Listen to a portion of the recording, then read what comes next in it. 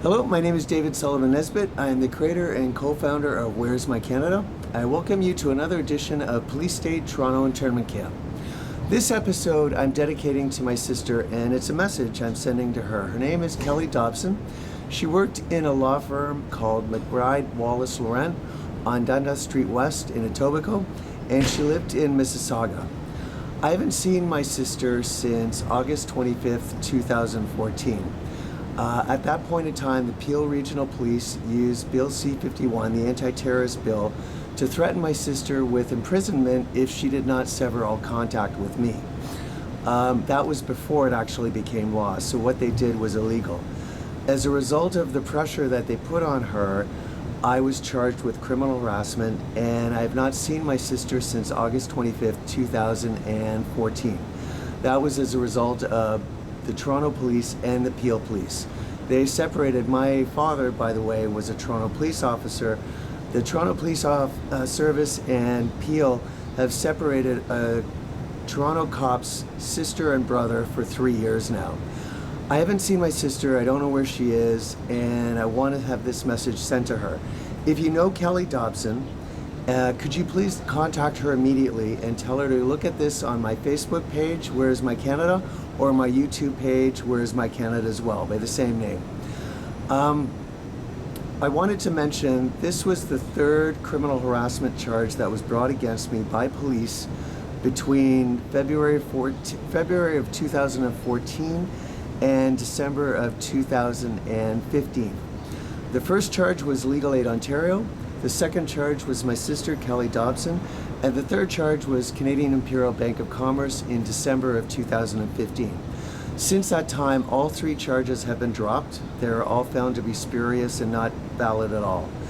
What has happened since then, though, circumstances have arisen over time, and we haven't had any contact with each other since. In March of 2016, I want to tell my sister that the Toronto Police attempted to get me homeless for the second time. This has occurred 3 times already. So the Toronto Police have laid criminal charges against me 3 times and made me homeless 3 times, all in the course of 3 years. Kelly, I want to let you know what happened.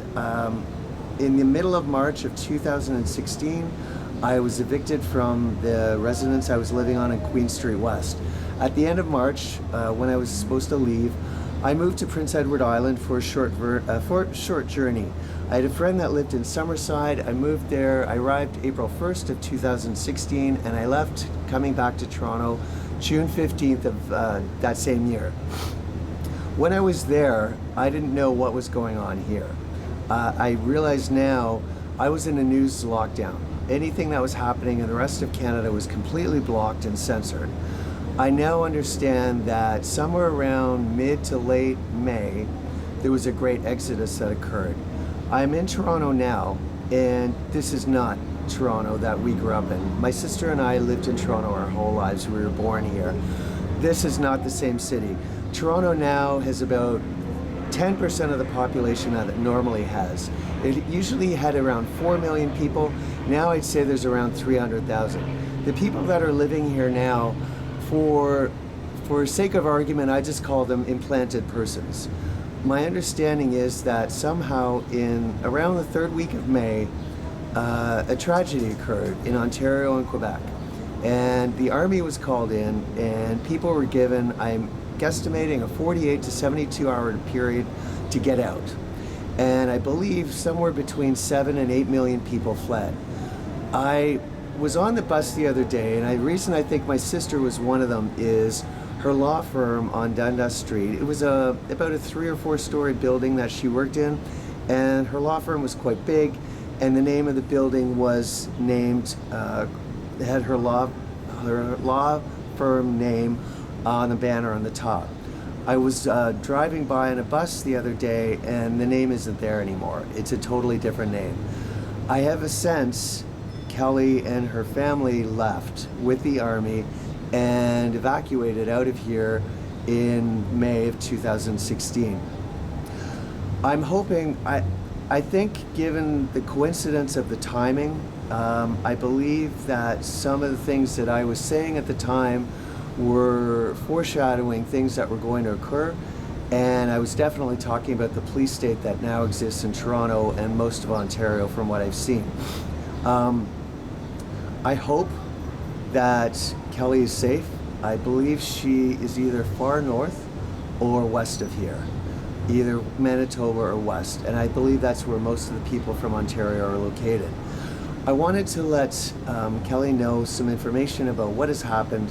In August, when I returned back to Toronto in June of last year, there was a court date that went on that was with a criminal harassment charge that was allegedly from Kelly, but it really wasn't. I want to let Kelly know that at that period, they said that Kelly said she wasn't comfortable with what kind of communication she wanted with me, so the judge imposed another 5-year separation period where I could have no contact with my sister. I now see that was imposed by the secret police, by the Toronto police, to basically keep me away from her, keep me away from any kind of support, but more importantly, keep me in a vacuum that I didn't know what was going on in May of last year, and I would have no idea where my sister was. I think it was a purposeful, spiteful thing done to hurt me and to keep me in the dark. What has happened since then is I've done a lot of traveling around Ontario. I went to Niagara Falls, I went to Bracebridge, I went up to North Bay, I went to Sudbury. Ontario is deserted. There were signs everywhere. The best was in Sudbury, there's a clock in the downtown. It was an hour ahead. In Niagara Falls, they ran out of bread one day. There were no ATM machines that were Canadian. They were all names that I had never heard of before. On lawns, discarded items, anything from skates to Christmas trees to clothes to TVs were all thrown out on the front yard or on driveways. Lawns had never been cut. In North Bay, it was a completely strange, hostile environment. In Sudbury, when I arrived, people thought I was only going to stay in the outskirts of town. That's where the cab driver originally drove me. I insisted on going into downtown. When I got to downtown, I sensed there was panic. I started walking around. The streets were completely deserted. Ontario is a ghost town province. Hardly anyone is living here anymore. Like I said, Toronto itself is a ghost town itself. There are office towers that have mannequins in them to make it look like people actually work there. Rows upon rows of condos down on the lake are just completely empty. There's nobody living here. There's only a certain 10-block radius downtown that's creating an environment that makes it look like people live here and work here, but they really don't.